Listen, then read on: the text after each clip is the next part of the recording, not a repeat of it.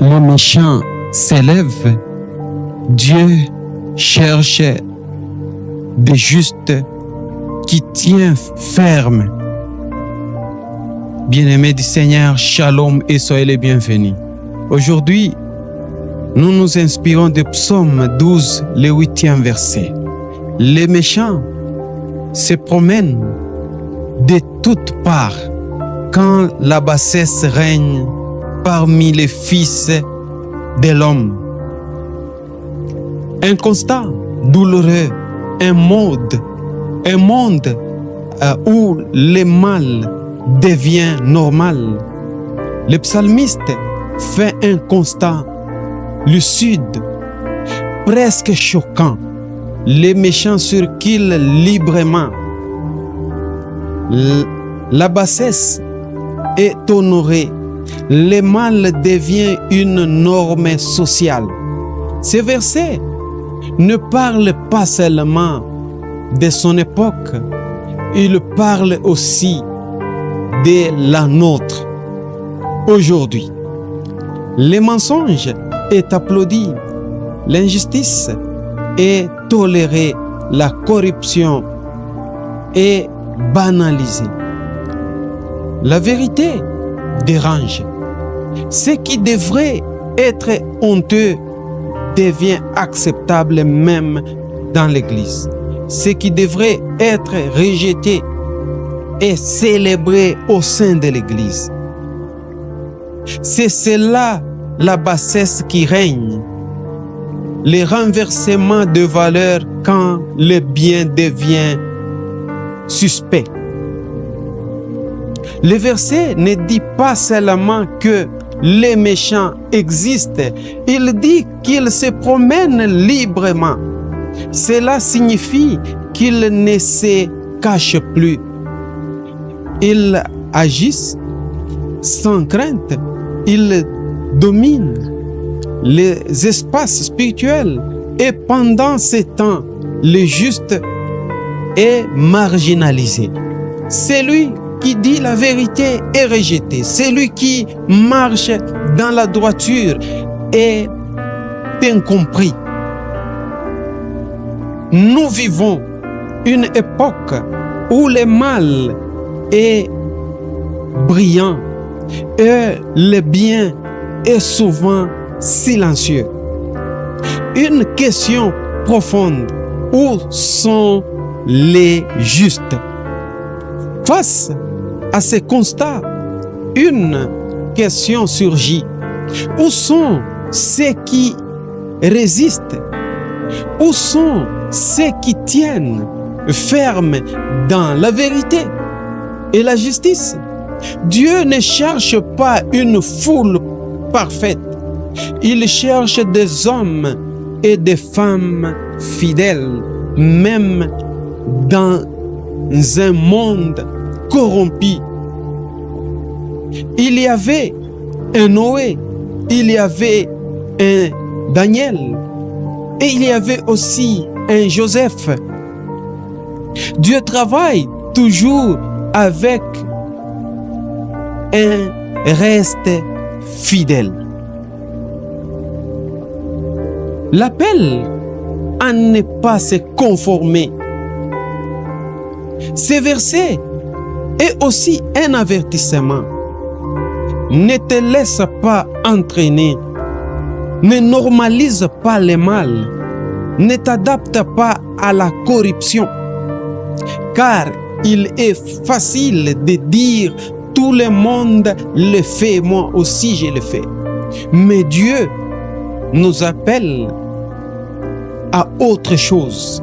Marcher dans la lumière, parler avec vérité, vivre avec intégrité. Romains chapitre 12, le 2e verset nous rappelle: ne vous conformez pas au monde ou au siècle présent. La souffrance du juste dans un monde injuste. Bien-aimés, soyons honnêtes.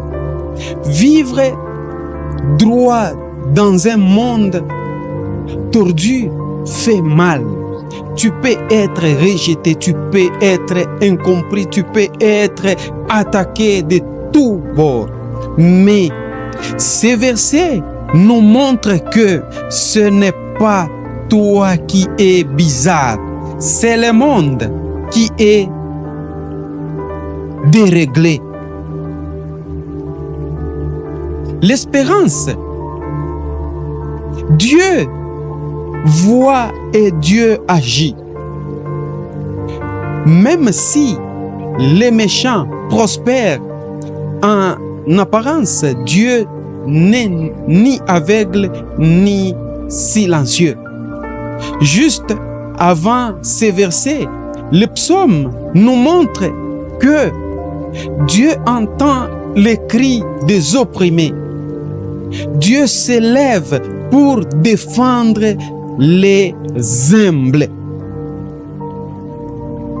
Cela signifie que le mal ne triomphera pas éternellement.